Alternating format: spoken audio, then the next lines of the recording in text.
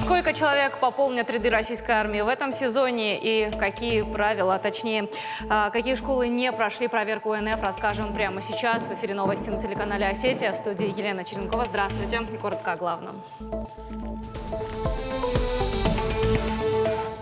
Раньше у нас такого специального транспорта не было. Этот транспорт приспособлен для перевозки и колясочников. С заботой о старшем поколении пенсионеров, проживающих в сельской местности, будут доставлять в медучреждения на спецтранспорте.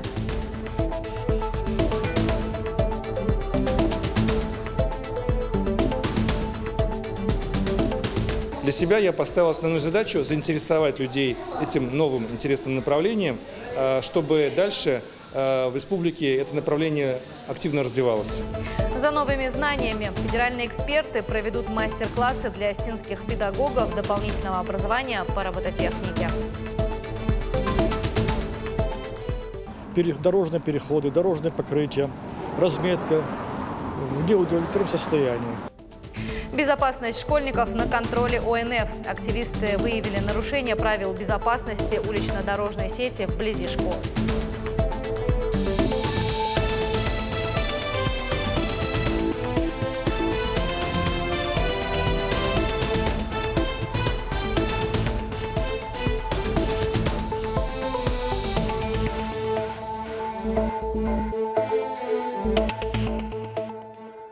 В Северной Осетии почтили память жертв трагических событий осени 1992 года в пригородном районе.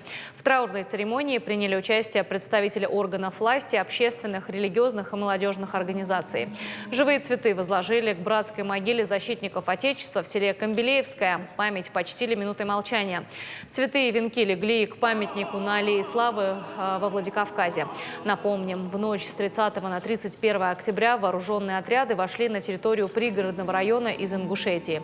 У села Чермен был разоружен пост ГАИ и поселковое отделение полиции. Вооруженные столкновения длились 5 дней. Указом президента Ельцина на территории пригородного района было введено чрезвычайное положение. События, произошедшего 27 лет назад, стали одной из печальных страниц в истории республики. Еще одна печальная дата, которая не обошла и жителей Северной Осетии. Сегодня в России отмечают День памяти жертв политических репрессий. По данным Северо-Осетинской ассоциации жертв политических репрессий НОМАРАН, 15,5 тысяч человек были репрессированы по политическим мотивам, более 9 тысяч человек были раскулачены и репрессированы по национальным мотивам. Сегодня к мемориальному комплексу «Камень слез» легли живые цветы. Участники траурного митинга призвали общественность извлечь уроки и не забывать историю. Я прилетела из Санкт-Петербурга, чтобы почтить память, чтобы вот такое время не настало больше. Да.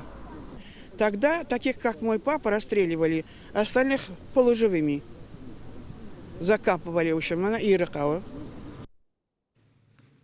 Вячеслав Битаров принимает участие в семинаре совещаний по вопросам реализации национального проекта здравоохранения. Мероприятие проходит в Калининградской области. На повестке дня укрепление первичного звена здравоохранения, оптимизация расходов в системе ОМС, развитие и укрепление звена высокотехнологичной медицины, решение кадровой проблемы. Участники семинара сформируют предложения, которые станут предметом обсуждения на расширенном заседании под председательством Владимира Путина. Напомним, нацпроект здравоохранения рассчитан на 6 лет и включает в себя 8 различных направлений. В Северной Осетии будут реализованы 7 из них. Проекты направлены на улучшение системы оказания первичной медико-санитарной помощи, борьбу с сердечно-сосудистыми онкологическими заболеваниями, развитие детского здравоохранения, обеспечение системы здравоохранения квалифицированными кадрами, создание единого цифрового контура в здравоохранении на основе единой государственной информационной системы здравоохранения, развитие экспорта медицинских услуг. Стабильно тяжелый, так оценивают врачи состояние 12-летнего мальчика из Моздока, который пострадал на железнодорожной станции. Подросток находится в московской клинике. Проведены операции по восстановлению кожного покрова. По словам медиков, у мальчика 75% ожогов. Это осложняет процесс взятия донорских тканей. В настоящий момент у ребенка состояние стабильное, тяжелое. У ребенка обширная ожоговая травма 2-3 степени, это очень глубокие ожоги. И требуется для восстановления кожного покрова требуется закрытие его собственной кожей. В пятницу было выполнено оперативное лечение, которое, как я уже сказал, но мы сделали одномоментно аутодермопластику на площади 35% поверхности тела. И у ребенка в настоящий момент сейчас дефицит донорских участков для дальнейшего закрытия кожи. Поэтому в таких случаях мы выполняем перевязки, и после того, как восстановится кожный покров, с которого можно взять повторно, мы делаем следующее оперативное лечение. Ну, ребенок медикаментозно загружен, но он в сознании. Напомним, несчастный случай произошел 22 октября на железнодорожной станции Моздок. Два мальчика залезли на крышу вагона грузового поезда. В результате получили удар током высокого напряжения. Пожилые люди теперь смогут в комфортных условиях добраться в медучреждения. Это касается граждан старше 65 лет, которые проживают в сельской местности. Сегодня комплексные центры социального обслуживания населения районов получили новые автомобили. Ключи им вручил председатель правительства Тимур Астускаев. Приобрести машину удалось в рамках национального проекта «Демография». В автомобилях есть все для удобной перевозки пожилых людей. Они оборудованы кондиционером, выдвижной подножкой и приспособлены для инвалидов. Теперь людям будет легче добраться в медучреждения и пройти диспансеризацию. Перед нами, перед правительством стоит очень амбициозная, важная задача войти в состав тех регионов Российской Федерации, где продолжительность жизни превышает 80 лет. И самое главное – создать достойные условия для именно активного и здорового долголетия.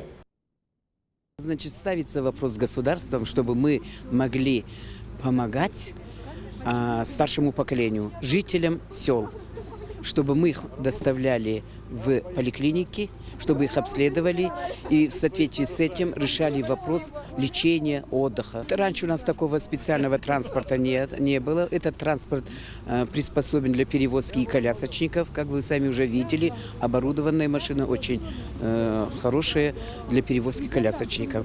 У нас таких возможностей не было. Информация об исключении из трудового стажа нестраховых периодов, распространяемая в интернете, является ложной. В Северостинском отделении пенсионного фонда пояснили, что такие периоды, как служба в армии, уход за ребенком до 1,5 лет, уход за ребенком-инвалидом или инвалидом с детства первой группы, пенсионерам, достигшим 80-летнего возраста, включаются в страховой стаж, несмотря на то, что гражданин в это время не работал. Более того, за каждый год такого периода начисляются баллы. Более 1500 граждан предпенсионного возраста до 2024 года смогут пройти переобучение в рамках проекта «Старшее поколение». Об этом сообщила председатель комитета по занятости населения Альбина Плаева. По ее словам, организовано профессиональное обучение и дополнительное профессиональное образование. Ежегодно участниками программы становятся 253 человека. До того, как началась реализация нацпроекта, по закону Комитет по занятости населения Северостинский институт гуманитарных и социальных исследований провел социологический опрос. Его результаты позволили определить наиболее востребованные предпенсионерами специальности. В сформированном перечне 15 профессий, подчеркнула Альбина Плаева. Эксперты из разных регионов России приехали во Владикавказ, чтобы провести курсы повышения квалификации педагогам республики. Получить новые знания в области робототехники и медиа пришли около 40 педагогов дополнительного образования. В конце обучения все преподаватели получат документ о переподготовке. Тему продолжит Генриетта Албегова.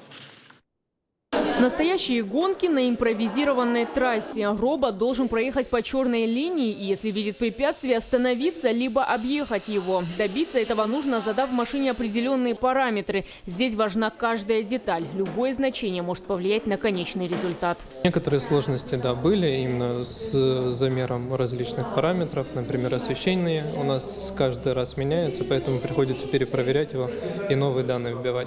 А так, в принципе, уже все понятно. В дальнейшей практике очень пригодится, потому что и уроки станут разнообразнее, детям будет поинтереснее и, конечно, самим тоже достаточно интересно, познавательно.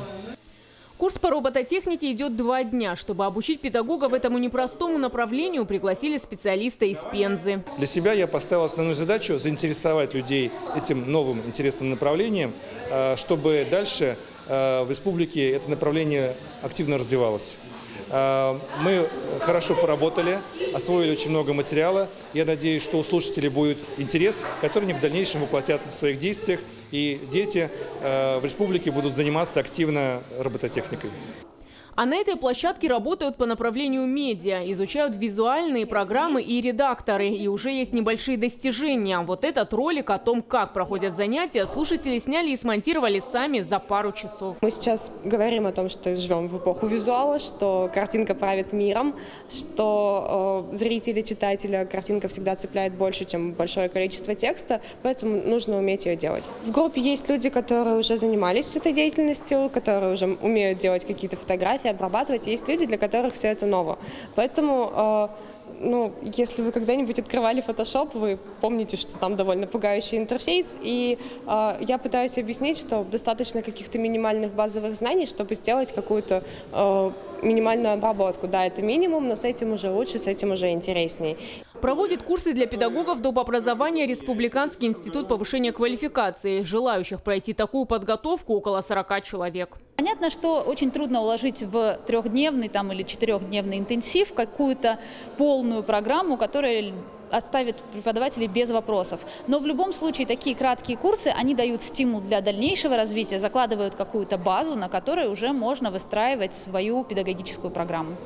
Занятия проводят на базе технопарка «Кванториум». Здесь есть для этого необходимое оборудование. Курсы по робототехнике уже завершены, а по направлению медиа продолжатся завтра. По итогам слушателям выдают документ о переподготовке. То есть помимо своей основной специализации, каждый получит дополнительную и сможет преподавать. Генриетта Албегова, Александр Каджаев. Новости Осетии. Сделано в Алании. Продукцию североосетинских товаропроизводителей высоко оценили на выставке в Санкт-Петербурге. Экспозиция впервые открылась в крупнейшем агропарке северной столицы. В ней приняли участие 20 производителей из Северной Осетии. Представили молочную и мясную продукцию, овощи, фрукты, большой ассортимент минеральной и сладкой воды, вино, пиво, а также соусы и многое другое. По словам создателей проекта, это одна из самых эффективных площадок для расширения сотрудничества, которая позволяет нашим компаниям представить свою продукцию, расширить рынок сбыта и найти новых партнеров. Экспозицию посетили более 250 представителей крупных торговых организаций Санкт-Петербурга, а также иностранные представители – Египет, Армения, Китай.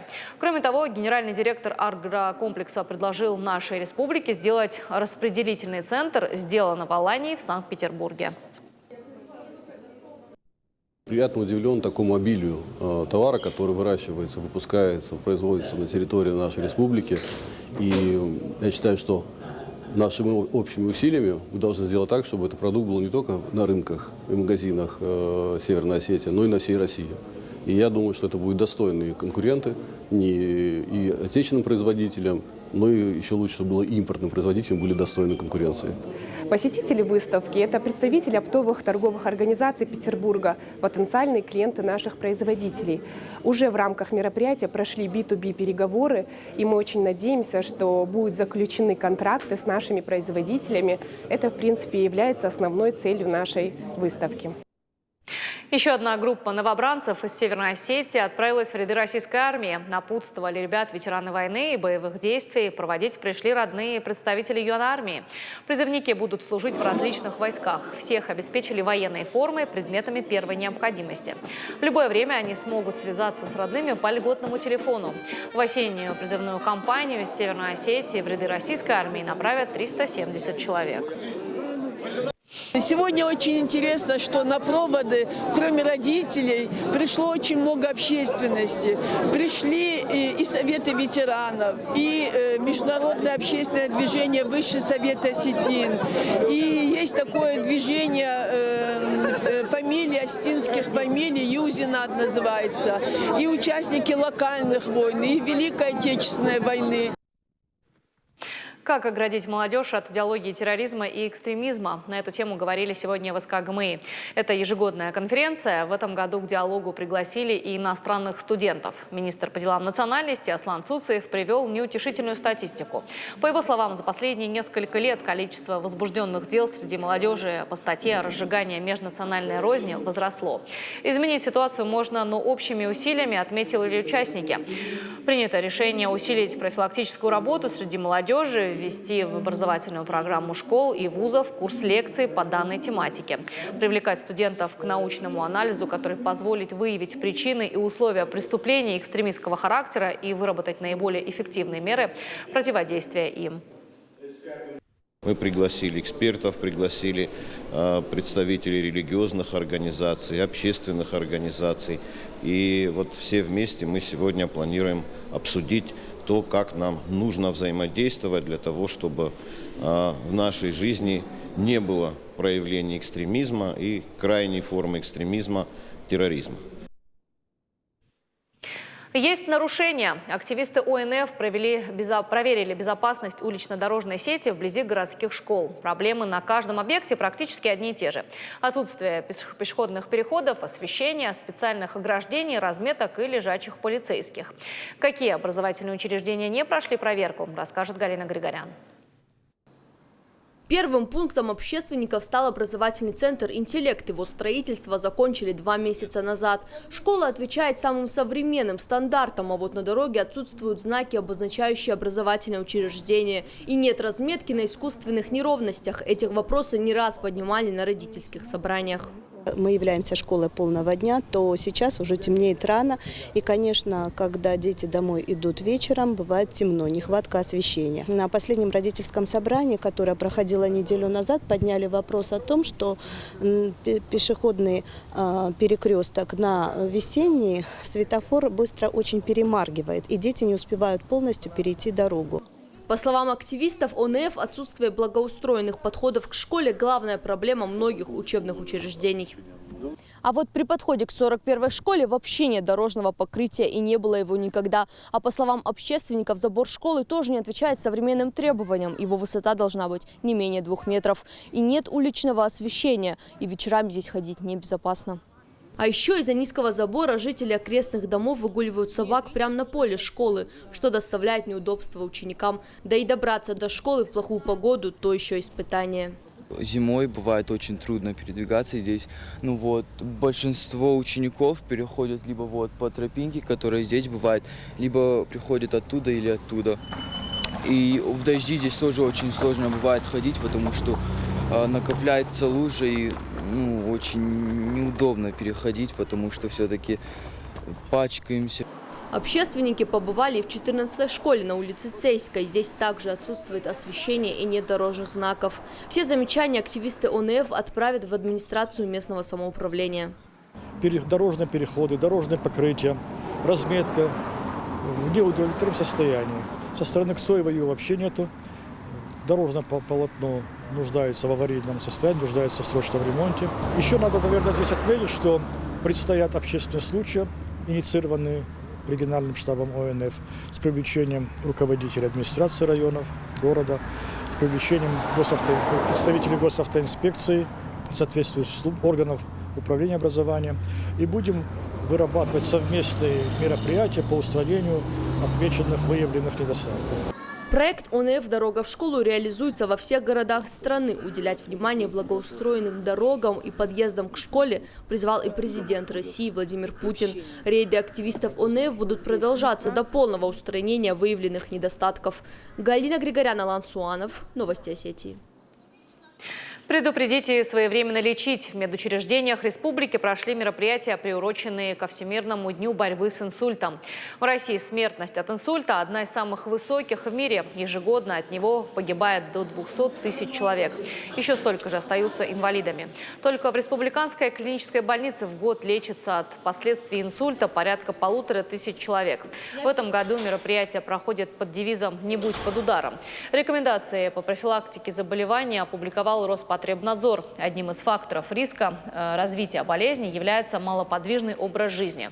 Поэтому полчаса упражнений умеренной интенсивности 5 раз в неделю снижает риск развития инсульта на 25%. Специалисты также рекомендуют питаться на основе растительных продуктов, отказаться от курения и злоупотребления алкоголем. Нужно обратить внимание на что. Первое, бросается в глаза, может быть асимметрия лица появится, да. Следующий момент, может быть нарушение речи, да. И следующий, более заметно, когда появляется слабость в руке, либо в ноге. Я еще хотел бы сказать, что основная масса нашего населения считает так, что если я приду, как они говорят, прокапаюсь, то есть я пройду профилактику инсульта. Профилактика инсульта заключается не в капельнице, такой капельницы уникальной нет. Профилактика инсульта в заболеваниях, которые могут вызвать инсульт. То есть это те же мною обозначенные: гипертоническая болезнь, сахарный диабет, мерцательная аритмия, атеросклероз. Но еще ряд других заболеваний. На этом моя часть выпуска завершена. Передаю слово своей коллеге из Остинской редакции Берте Беджеловой. Берта, здравствуй.